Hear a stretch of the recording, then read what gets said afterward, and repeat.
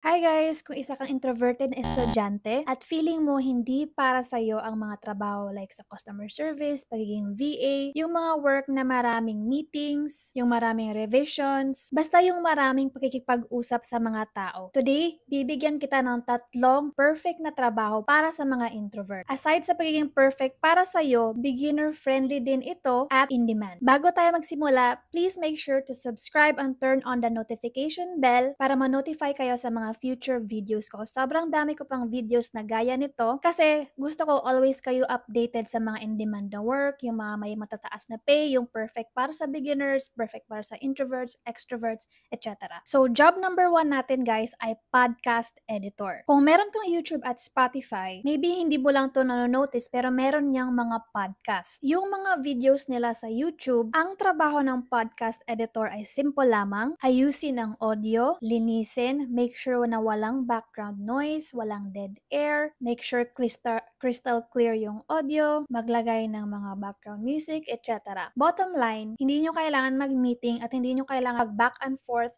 sa client mo kasi gusto nila ng maraming pakulo sa video nila. Ito is mostly audio lang. So yun, podcast editing is super straightforward. Possible hindi ka mapagalitan ng client, so walang maraming eme. Pagkita ng client na malinis na yung gawa mo, yun na yun. Hindi siya parehas ng mga like yung normal YouTube videos na marami silang gustong ganaps. So, if super beginner ka pa lang, pwede kang mag-charge ng $6 per video or per hour. Lalo na basic edits lang naman ang kailangan ng client. So, ang mga tools na gagamitin mo dito ay CapCut, which is merong free at merong yung paid, which is, I think yung paid is 359 pesos. Meron ding Descript, which is meron siyang 5 na free or basta meron siyang 5 free edits. Pero personal recommendation ko guys is mag-start kayo sa CapCut kasi super beginner friendly talaga siya. Ang Descript is super beginner friendly din. Pero kasi if pag mag-move ka sa pro nila is mahal na siya. I think $19.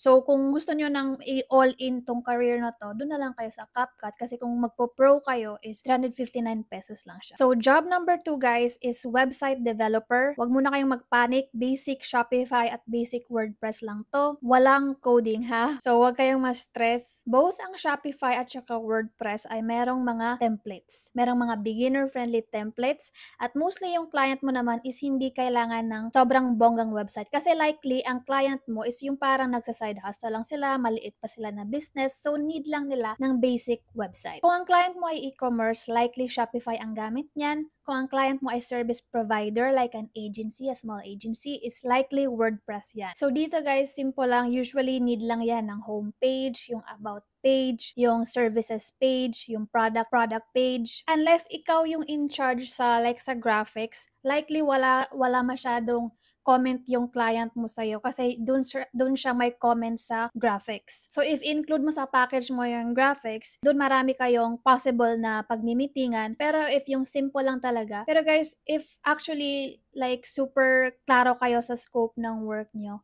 highly likely din nyo na need mag-meeting. Kasi yung client, titingnan lang nila yung output mo at wala na masyado naman niyang sinasabi. Kasi marami yan sa kanila is parang need lang talaga nila ng website na for professional purposes, yung mga services.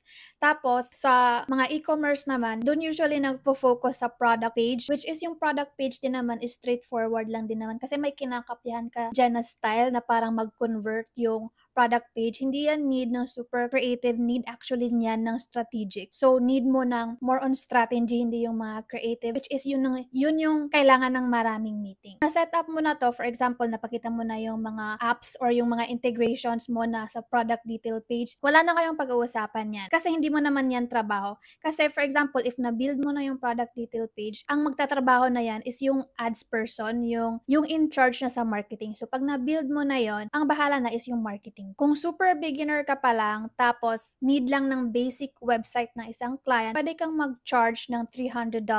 Pero guys, depende pa rin to sa scope ha. Iklaro nyo yung scope. Remember, kasi yung client minsan is hindi nila alam, tapos pag natapos na kayong mag-usap, nakaset na kayo ng rate, tapos ang dami pala nilang gusto. So, by the way, red flag yung client na yun. Dapat klaro talaga. Alam nila yung gusto nila. Kung di nila alam, ikaw ang magbigay. Iklaro mo. Huwag kayong magpapadali. Iwasan nyo talaga guys ang scope prep kasi common to sa mga job na to. Basic website lang i-offer nyo, yung mayroong homepage, about page, contact page, product detail page, or yung service page. Yun lang. So, after nun sila, kung gusto nila ng maraming edits, parang extra na yun. So, mag-offer muna kayo ng basic. Tapos, if marami silang gusto pa, i-hourly nyo na lang yun. Hindi nyo i-fix price or pwede nyo namang i-hourly din actually. Job number 3 guys is content writer. So, di ba sinasabi ngayon hindi na in demand yung writing kasi meron ng ChatGPT, yung mga AI writing apps. Pero guys, in demand to at perfect to for introverts. Bakit? Kasi content is king nowadays na guys. So, need nila na magsusulat ng mga captions nila, magsusulat ng mga description sa YouTube, magsusulat ng description sa podcast,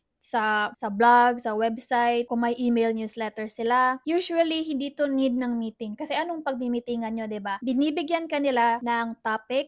Sometimes meron silang keywords or meron silang gustong ma-hit. Tapos, ikaw na yung bahala. At dahil may AI, mas madali na lang to for you. Unless ikaw yung in charge sa graphics, possible na marami kayong pag-uusapan ng client kasi possible yun yung mga may mga revisions. Pero sa content kasi, parang need lang nila yan for SEO purposes. SEO meaning search engine optimization. So, dyan pinapalagyan nila yan ng mga keywords, pinapalagyan nila ng call to action. Tapos, yung mga blogs ngayon, iba na kasi yung approach, hindi na siya katulad ng noon. Kasi, di ba, for example, magre-research ang mga tao, hindi na sila pumupunta sa blogs. Usually, yung mga blogs, for example, sa isang e-commerce store or sa isang services na website is mostly for SEO purposes na lang talaga sila. Hindi na yun yung strict na babasahin talaga ng tao, more on babasahin ng algorithm. So, more on super strategic need ng SEO lang talaga. So, hindi niya need ng maraming. Hindi mo need ng makipag-meeting palagi sa client para magawa mo ang trabaho mo. So, again, kung content writer ka guys, pwede ka sa social media. Ikaw yung tagasulat ng caption sa TikTok, sa Instagram, sa X, or yung Twitter. Tapos, pwede din sa YouTube descriptions, podcast descriptions, meron din sa newsletter, yung sa mga blog sections ng mga commerce sites or yung mga services agency. So need nila yan ng mga content writers. So, i-master nyo lang guys ang ChatGPT. Hindi ito yung parang write me a social media caption. Need pa rin ito ng solid strategy. So, sa work na to is pwede kang magsimula as a super beginner. Mag-start ka ng like $5 to $6 an hour. And again, super in demand to kasi content is king. Sobrang binabahan na tayo ng content sa TikTok, Instagram, YouTube, etc. So, yun siya guys. Podcast editor, website developer sa Shopify or WordPress, at 3 content writer. So, hindi to kailangan ng mga meetings. Straightforward tong mga work na to. Highly likely, hindi ka mapapagalitan. Pero, iwasan nyo rin yung mga client na gano'n na. And of course, beginner friendly and in demand. So, sana nakatulong tong video na to. Please like, comment, and subscribe to support my channel. And see you guys sa next video. Bye!